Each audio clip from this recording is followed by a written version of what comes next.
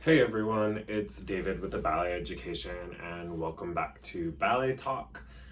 Um, to, Today we're gonna just talk about the new season and all of these exciting things that are happening.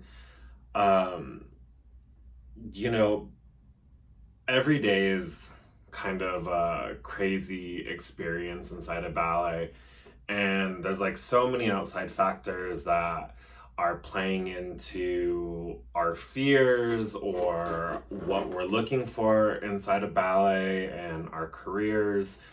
And one of the biggest things that I've been noticing lately is that everyone seems to be searching for an answer. We've always been searching for answers, it's always been this way. But I think that every time a piece changes inside a ballet, we get a little bit nervous, or we're looking for a new answer, or, you know, you see someone get something on social media, or you hear an announcement through a press release, and it creates like a lot of confusion. Um, and, myself included, I fall into the pitfall constantly of getting stuck on social media and how social media is influencing ballet right now. A lot of it is for the better. And especially in terms of a lot of dancers are now making quite a bit of money off of, Instagram, Facebook, TikTok, YouTube, and you're seeing these opportunities and you're seeing these people branch out to be very much in that entrepreneurial spirit. And I think it's really great. And I think that, there's a place for so many different small businesses. But at the same time, when we are dealing with kids, like, especially as being a ballet teacher as well, oh, and like, disclaimer, like, I totally understand that I make money off of social media. Like, I'm not trying to hide that. Um, with my own businesses and products and stuff like that. That's not what I'm trying to say. But I think what's happening lately is that there's a really big influx of kids right now, ages, I would say ages 12 to 15. So we're back inside of that junior pocket. Um, the junior pocket, I would say, hasn't really been a thing. Like, so the way ballet works is that every generation, it gets filtered through a lot of different things, whether kids are being accepted to schools, kids are quitting. So every time there's a new crop of kids coming up. But this season in particular, if you notice, like, the junior age group of kids, ages like, I would say 11 to 14 right now, there's like a huge um, pocket of talent. And what that is doing is, for everyone coming into ballet at a much younger age, that's the pocket of talent that they're looking at. And we saw this, about like 5 years ago as well, or right before the pandemic, where again, so much misinformation is out there, and it's because of, it's not even misinformation, it's understanding how to digest information that is out there for ballet. So remember, parents, kids, teachers, that everyone's experience inside of ballet is going to be very different for multiple different reasons.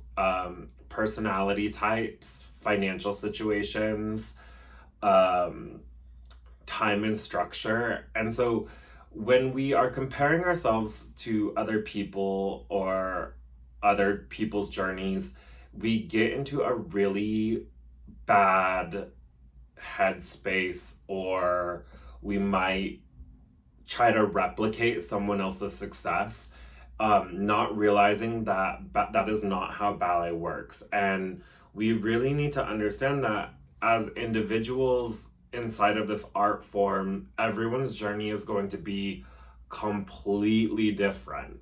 It's why I think, more power to ballet teachers. Why ballet teachers have such a hard time is that, yes, you do have to standardize curriculum, but every kid is going to be different. Everyone's learning behaviors are going to be different, learning styles are going to be different. And so when we're on this path and when we're on this journey, you have to remember that you don't see the entire picture. You only get to see what is posted on social media or what parents choose to say or not say. And it is a really interesting dynamic. I do believe that we should all share information. I do think, though, that a lot of the times when parents share information, it's not always the whole picture. So when we're looking at this season and as you're trying to be successful in building your ballet journey, you have to remember that one of the biggest factors inside of ballet is your financial situation. So a lot of people don't like hearing this, but a lot of the times ballet is pay to play. Just like any other sport, just like any other Division 1A thing, anything professional, a lot of the time it's about resources. And unfortunately, that limits the accessibility or opportunities that one person might have. So, for example, you might see someone go to 4 or 5 ballet competitions, and that's a huge, huge undertaking financially. But what that does is it creates 5 chances for that kid to be seen or to receive opportunities. And you have to understand that that is how this is going to work. Same with auditioning for companies. If your family can afford to fly you all around the world for all these company classes and all these company auditions, of course your chances of landing a job might be stronger, or additionally being able to afford to do it for multiple years. And a lot of the opportunities that come through ballet are financially based. I was going to say financial burdens, but I don't think it could be a burden. It shouldn't be a burden. But we do have to understand that the financial component of ballet is a lot more intense than what people lead on. And so when you see these people talk about, you know, how they got their scholarships, yes, they worked super hard. Yes, their kid is going to be talented. Yes, that's going to be all these other factors. But what people don't like talking about is like what they're sacrificing.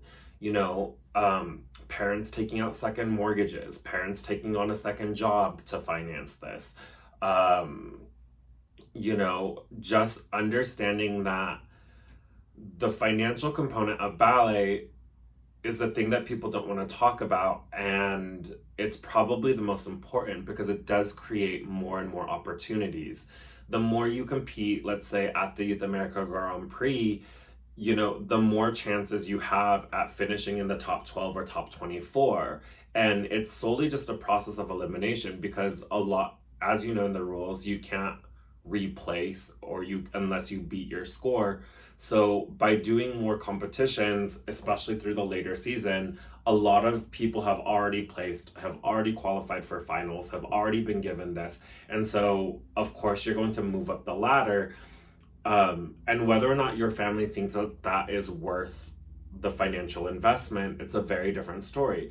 Then additionally, you could be given a million opportunities inside of ballet. I've seen it happen multiple times where kids are given all of these short-term scholarships, which is really great. I'm here for it.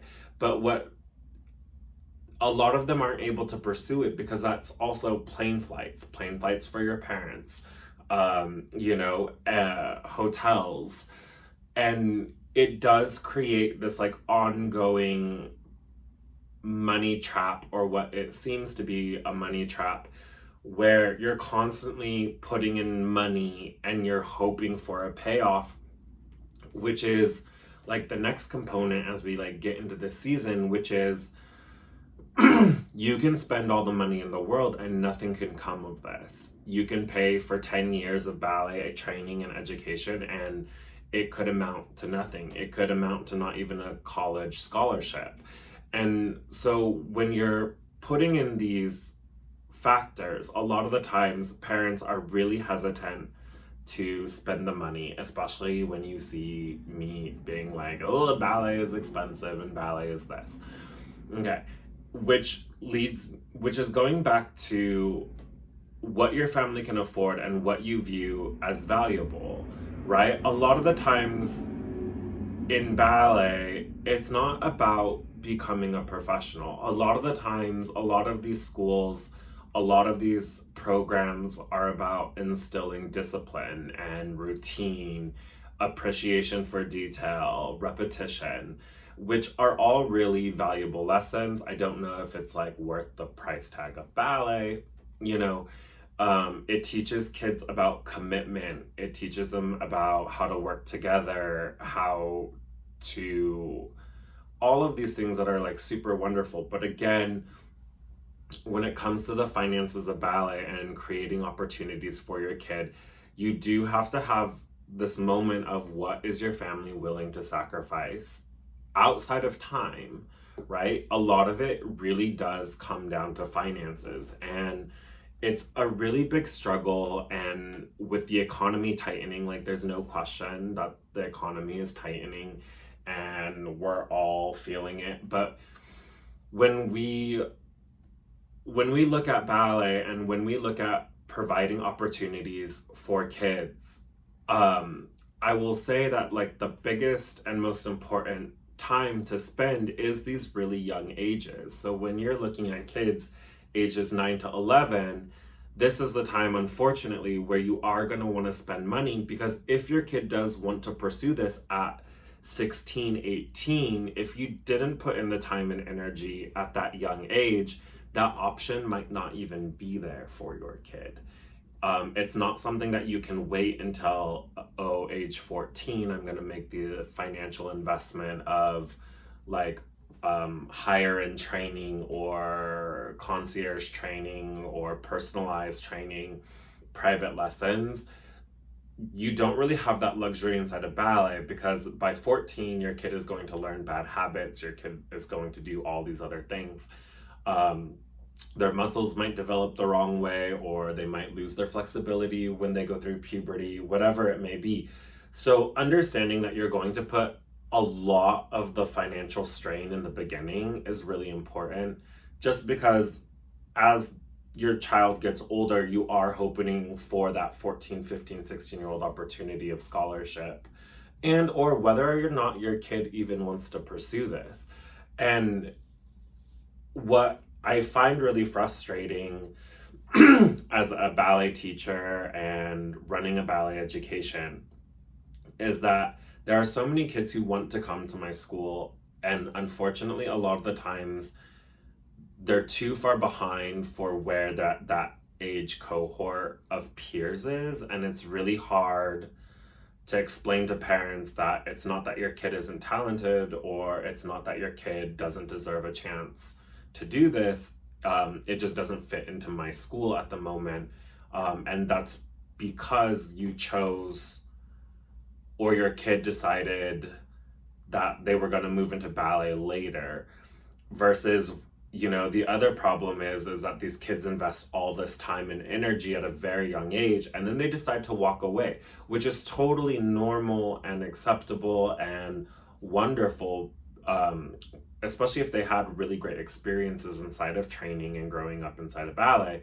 And again, those kids can come back to it, take a year off or do this, but it's very hard to go the other way around. So when I talk to parents and when I talk to all of you, understanding where to put the financial strain, or when it's time to spend more money to create opportunities, it's really hard, especially when you're hearing, and you hear it from me too, that ballet is a crapshoot and you are hoping for the best one way or the other. And it really is something as simple as, if your kid wants a chance at this, 11, 12, 13 is going to be where you put most of the money and energy into this. And it's hard because you don't know what the payoff will be. And you definitely don't know if your kid is going to pursue it forever and want this as a career, because life happens and things change. You know, even, myself as a teacher, I think like at least once a week, maybe every day, I'm like, oh, I'm ready to walk away from ballet. Um, and it just sucks me right back in. But it is really hard to understand what parents are willing to do and what kids are willing to do to make this happen. A lot of the times you see these kids who are very successful are, super type A. They might have some like OCD tendencies. They might be really reserved. They might be antisocial, not overly focused, but very focused and determined. You'll see kids with a lot of tenacity. And these are the kids, that might do well on social, or they might do well at competition. And you don't see,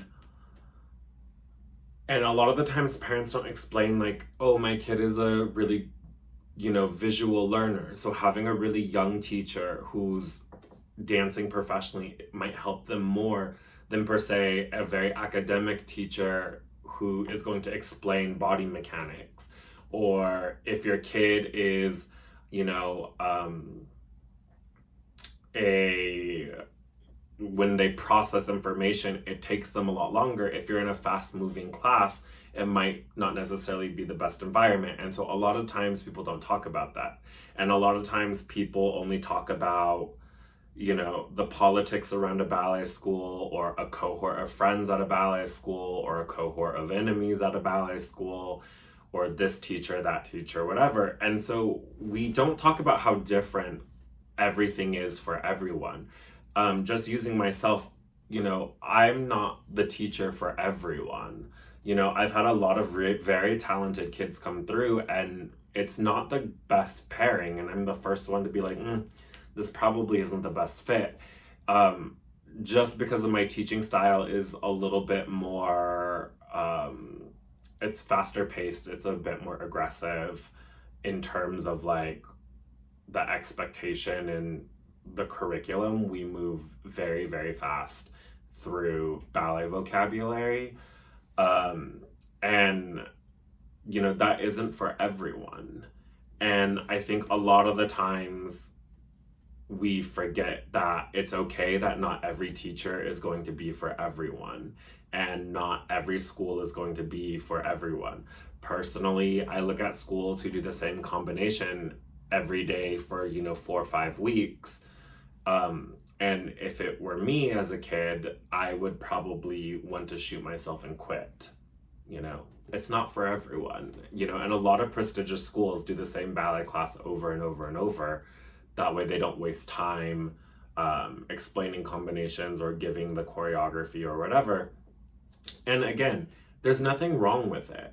And the thing is that, and this goes back to the whole point of what we're getting ourselves into this season, that everyone's journey is going to be different. Everyone's experience is going to be different. It is helpful to hear outside people's experiences by all means, but it isn't necessarily going to be right for your kid, and it isn't the end all be all. And I think that's the biggest thing as we're scrolling through social media and what I'm seeing on social media, and people trying to replicate this person's journey or that person's choreography, or this person did really well with this person's solo, so I need to do this with this solo, or this person is going to this school, so I need to go to this school. I don't think it's that at all. In fact, I know it's not that. There are tons of opportunities to learn from amazing teachers all around the world, specifically here in the US. But it's finding that right connection and finding that right time and place, and understanding that your journey might be faster than others or slower than others, understanding what your parents can financially afford or not financially afford. And I think one of the hardest things that social media is putting out right now is that we all need to be really extroverted. We all need to have not necessarily ego, but there is some level of ego out there, but it's very much self-projected outwards, where the reality of this is that everything needs to be just a little bit more inwards. It needs to be a little, everything needs to be a little bit more centered around your personal journey and your personal growth. I think that that is like one of the biggest factors that we forget because of the standardized curriculum that is ballet, and the way competition works and the way audition season works. We forget that the individual journey itself needs to be preserved, and we need to take a lot more time to be more thoughtful around those things. Um, and I'm not just saying that because I make journals. I make journals because of what I'm saying is that you can't see it, but above me, there's like hundreds of, not hundreds, there's probably like 50 journals that I have since I was age 13. And being able to understand that process of self reflection, find things that you don't like about yourself, find things that aren't working in your ballet training, finding things that aren't working in the classroom. As a teacher, things or verbal cues that are helping or hindering, all of these things, all of these things, basically, I'm just reiterating that you need to slow down. That's all I'm basically trying to say. But slow down and be thoughtful, because our ballet journeys, are gonna take us to amazing places and allow us to do amazing things. Who would have thought that like my janky, terrible body in ballet and lackluster career would turn into this opportunity to help so many people, or to have my own school and see so many kids go professional, um, especially kids with difficult bodies. And so all of these things combined, it really is just take a moment and really focus just on yourself. And it's really, really cliche and all of these things, but we don't emphasize it enough about finding your story and finding your journey. And parents will say it, and then they go down a rabbit hole and see someone else, and then they're like, what? But and kids do it too, but taking your time every day to journal or to plan or to see, it really is helpful, especially as the season progresses. I mean, we're only like a few weeks into the season, and a lot of people feel the tension, the weight, the whole thing. And you don't want to let it bog you down. You really don't. So again, filter out the mess, filter out all of that, and focus on you. You know what I mean? That's all I'm saying. Um, so one thing is, this past 2 weeks, I didn't get anyone writing in with questions. So if you have a question, feel free to write in. Email address is going to be media@aballeteducation.com. Feel free to write in. I'll answer it. All of that. I'm not saying like it's a talk show, but I'm just saying I'm trying to make these podcast episodes just a little bit more helpful to you all. And that's why I'm doing this. But I hope that helps, and I hope you all have a wonderful day. And again, just relax. Take some time for yourself. That's all.